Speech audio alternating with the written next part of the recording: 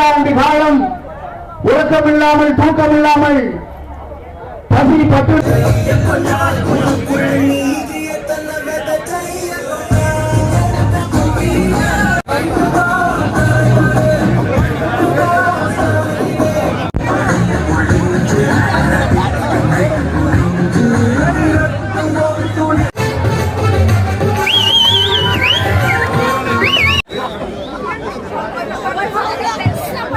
பாட்டு போட்டு நல்லா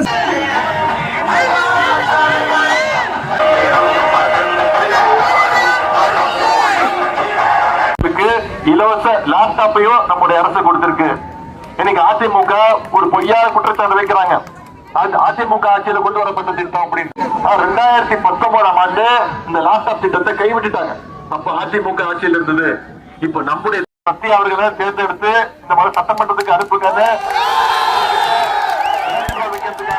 நான் வந்திருக்கேன். ஆனா இங்க வந்து பார்த்து உங்களுடைய எழுச்சியில ஒரு வரவேற்பை பார்க்கும்போது நீங்க எல்லாம் ஏற்கனவே முடிவு பண்ணி வச்சிட்டீங்க. இப்படி பல பணிகளை இந்த ஒசூர் தொகுதிக்கு செஞ்சு கொடுத்துட்டு இன்னைக்கு மீண்டும் உதயசூரிய சின்னத்துல வாக்கு கேட்டு நாங்க வந்திருக்கிறோம்.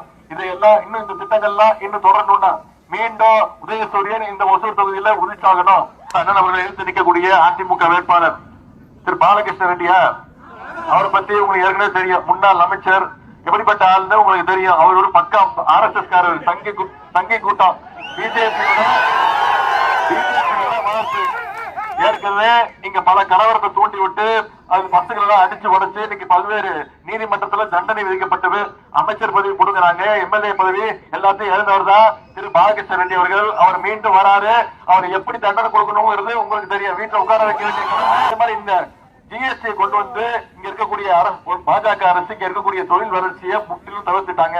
ஒசூர்ல சர்வதேச விமான நிலையம் அமைக்கிறதுக்கு ஒன்றிய நம்முடைய மாநில அரசு தொடர்ந்து முயற்சி பண்ணிட்டு இருக்கு. ஆனா ஒன்றிய அரசு அதை தடுக்குது. பாஜக அதிமுக கூட்டணி வச்சுக்கிட்டு இன்னைக்கு மீண்டும் வந்திருக்கிறாங்க. சென்ற சட்டமன்ற தேர்தல் போது கூட்டணி வச்சு வந்தாங்க. நம்முடைய தலைவர் சொல்றாரு, இந்த தேர்தல் டெல்லி வெர்சஸ் தமிழ்நாடு தேர்தல் சொல்றாங்களே. ஏன் இந்த டெல்லி அணியில யார் யார் இருக்கா? அதிமுக அடிமை கூட்டமும் பாஜகவும் இருக்கு. பாஜகவை தமிழ்நாட்டு மக்கள் உள்ள விட மாட்டாங்க. இன்னைக்கு அதிமுக அடிமை கூட்டத்தை கூட்டிட்டு குறுக்கு வழியில தமிழ்நாட்டுக்குள்ள நுழைய பாக்குறாங்க. அதிமுகவுக்கு நம்ம போடுற ஒரு ஓட்டு விழுற ஒரு வாக்கும் பாஜகவுக்கு விழுற வாக்கு. மீண்டும் பாஜகவை தமிழ்நாட்டுக்குள்ள நாம நுழைய விடக்கூடாது. ஒரு பழமொழி சொல்லுவாங்க, ஜாடிக்கு ஏத்த மூடின்னு. அது மாதிரி இன்னைக்கு மோடிக்கு ஏத்த ஒரு அடிமையாக திரு எடப்பாடி பழனிசாமி அவர்கள் மாட்டிருக்கிறாரு. முரட்டு பக்தர்கள் கேள்விப்பட்டிருப்பீங்க, பார்த்திருப்பீங்க. முரட்டு தொண்டர்கள் நம்ம பார்த்திருப்போம்.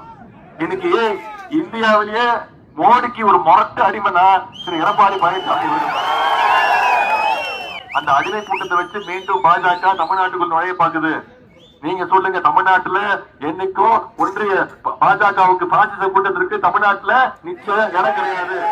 அதனால அவங்களோட சேர்த்து அதிமுகவையும் தமிழ்நாட்டிலிருந்து நிராகரிப்போம்.